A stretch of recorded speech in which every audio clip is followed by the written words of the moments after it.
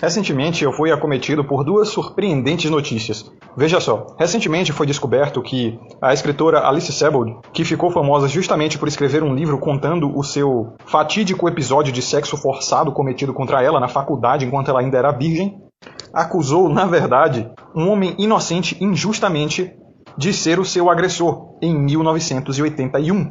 Sim, o ato ocorreu em 1981, 16 anos atrás o homem foi preso, ou seja, em 2005, andando pela rua, ela simplesmente disse ter reconhecido o seu agressor de 1981, embora ele fosse completamente diferente da descrição que ela fez no retrato falado na época, e simples assim, o rapaz foi preso e só recentemente, agora em 2021, foi descoberto a sua inocência.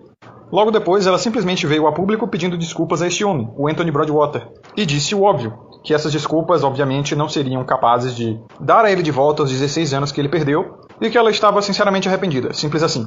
Daí o homem é obrigado a seguir a sua vida como se nada tivesse acontecido, e ela teve a permissão de fazer o mesmo, porque ela não sofreu nenhuma sanção legal, cultural ou social por isso, nem mesmo foi obrigada a pagar uma indenização, e o homem não só perdeu esses 16 anos, como a vida familiar, profissional e moral dele perante a sociedade com certeza se tornou uma desgraça. Sem falar que ele teve que passar 16 anos, dia após dia, dentre criminosos sob a alcunha de praticante de sexo forçado, que nós sabemos muito bem que em qualquer cadeia do mundo é uma pecha extremamente mal vista e que os detentos adoram perseguir. Vocês sabem muito bem, vocês já viram os vídeos que rodam aí pela internet, onde os detentos praticam todo tipo de atrocidade com aqueles que praticam sexo forçado.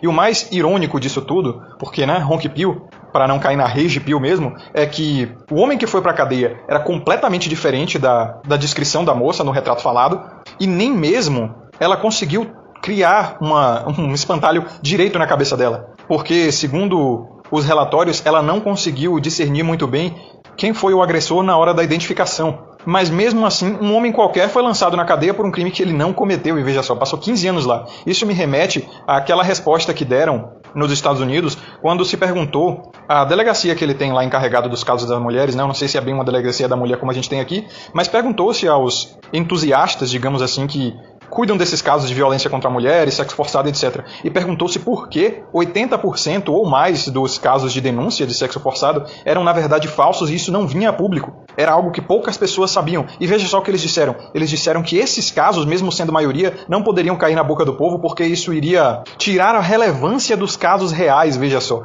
Não importa se só 20% dos casos são verdadeiros. Os 80% dos casos, a maioria esmagadora dos casos serem falsos, não podem cair na mídia. Porque isso vai fazer com que uma maioria seja marginalizada. Ou seja, como é a vida do homem que está em jogo nesses casos, 80%, 90%, quiçá 100%, não importa. É justo que prendamos os errados para que os corretos não sejam impunes. Que lógica desgraçada, não é? E o mais irônico, se é que ainda pode ser mais irônico, porque é uma ironia atrás da outra, é que essa moça que acusou falsamente um homem de sexo forçado, ela disse que sofreu o atentado na faculdade, enquanto ela ainda era virgem, ou seja, o agressor tirou a virgindade dela. E daí ela ganhou fama escrevendo livros a respeito, descrevendo nas suas obras o acontecido e etc. Virou uma estrelinha do movimento mulherista lá nos Estados Unidos, ou seja, fez fama em cima de um inocente. Ela, convenientemente, dias depois do acontecido, estava passando na rua, simplesmente apontou o dedo para um cara qualquer e disse que foi ele, o cara foi jogado na cadeia por 15 anos. E construiu fama em cima disso. Bom, o corpo de delito diz que a agressão ocorreu. Só que ninguém sabe se essa tal agressão foi forçada, né? Porque a gente bem sabe, as mulheres hoje, segundo os censos, 80%, 90% delas têm fetiches com agressão na cama, com sexo violento. E como é dito no link que eu vou deixar na descrição aqui de referência do canal Uncapsule, essa parada de consentimento é muito, muito frágil. É um contrato que é feito entre duas pessoas ali.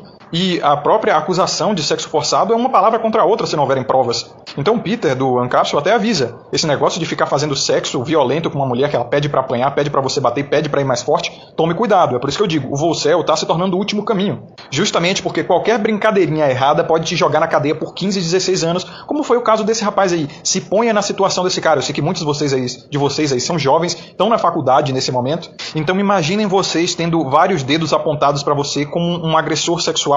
Meu irmão, ninguém vai querer ouvir mais nada. nem de você, nem de qualquer outra pessoa que venha te defender. A acusação é o suficiente, a palavra é o suficiente. Veja só como essa propaganda ela é diabólica, né? A palavra é o suficiente para fazer valer a lei, como passava na televisão, né? A cada 1 minuto, uma mulher no Brasil sofre sexo forçado, e a palavra da vítima é o suficiente para fazer valer a lei. Meu irmão, isso é despotismo, isso é absolutismo. A palavra de uma pessoa ser o suficiente para fazer valer a lei sem provas, sem fatos, sem testemunhas, é absolutismo, é ditadura. E é por isso que eu digo, a gente vive num ginofascismo e você não tem direito algum de ser livre. Em último caso, a gente vê também uma outra notícia. Na verdade, foi mais uma propaganda que o Zion postou aqui no grupo de criadores de conteúdo da galera da machosfera, onde está havendo uma certa normalização, uma certa pressão cultural, né, através das propagandas, é claro, para que os Ubers venham com um certo tipo de botão, ou haja um botão no aplicativo, se não me engano, onde no momento que você pressionar ele, a polícia é ativada e mandando a sua localização, é claro, para o departamento. Ou seja, mais uma facilidade para acusar falsamente um trabalhador de sexo forçado, de assédio, ou seja lá o que for. Então, qual é o trabalho do mulherismo? Qual é o plano do mulherismo? Primeiro de tudo, dar total poder à mulher. Simples. Esse negócio de a palavra da vítima é o suficiente para fazer valer a lei já é uma forma de despotizar as mulheres, né? Fazendo a palavra delas estar acima até dos próprios fatos. Depois, eles tornam o mais fácil possível ferrar o homem, usando leis ambíguas e completamente abrangentes, onde qualquer advogado motivado consegue fazer um sofisma ali, né? Porque advogado é pago para isso, é pago para manipular a lei e encontrar brechas ali e convencer até emocionalmente o júri, a promotoria e etc. Então essas leis aí de violência psicológica e violência disso e daquilo, e tudo agora é violência, tudo agora pode ser considerado um crime contra a mulher, já é uma maneira de conseguir encaixar qualquer atitude masculina desagradável, que a mulher, no caso, julgue como desagradável, um crime. Daí eles facilitam a denúncia. O aplicativo Magalu agora tem um botão aí para denunciar violência, o Uber também vai ter, e etc, etc. Logo, logo todas as mulheres vão andar aí provavelmente com um aplicativo no celular que tenha isso, ou mesmo um aparelhozinho, né?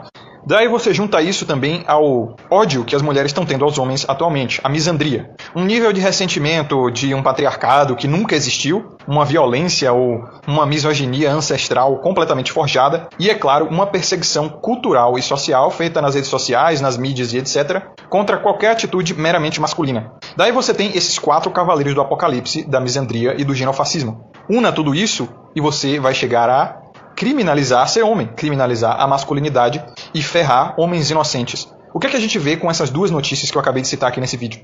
É basicamente um gozo extremo em ferrar homem inocente. Cara, 80%, às vezes 90% ditos por psicólogas do Departamento de Violência contra a Mulher, em entrevista, por exemplo, sobre o mundo intelectual, você acha aí facilmente, não só no Brasil, mas também nos Estados Unidos e às vezes até na Europa, você encontra vários depoimentos de profissionais que têm acesso a esses censos e eles dizem, cara, 80%, 90% às vezes dos casos de denúncia contra sexo forçado são falsas. Então, a que conclusão a gente pode chegar? É que a mulher moderna, ou melhor, eu não gosto de usar esse termo mulher moderna, porque a mulher ela é o que sempre foi desde a aurora da história humana. A diferença é o poder que elas têm em diferentes momentos da história. E hoje elas são as criaturas mais privilegiadas e mais poderosas que já existiram. Então, o poder, como eu já disse, o maior poder é a liberdade de consequências. Você pode ter qualquer poder, dinheiro, status, influência, mas se você tiver liberdade sem consequências dos seus próprios atos, então você é praticamente um deus na Terra, nada te fere. E como diz aquele ditado, quer encontrar a face de uma pessoa verdadeiramente? Dê poder a ela. E existe poder maior do que o que as mulheres têm hoje? A liberdade de consequências? Não tem. Então a conclusão que a gente tira é que a mulher, ela é o que é hoje em dia. Essa é a face dela. E olha que eu acredito que as coisas ainda vão piorar mais. Elas ainda vão ter mais liberdade e menos consequência ainda. Então se preparem para ver esse rosto horrível que é o da mulher, que sempre foi e sempre será assim. Então conclui-se com esses números e com esses fatos que a mulher ela tem um gozo enorme em punir homens inocentes, em ferrar homens, e que na verdade a misoginia foi só um engodo, o patriarcado foi só um engodo. O que existe é misandria, ginofascismo e ódio à moralidade, à ética e à inocência.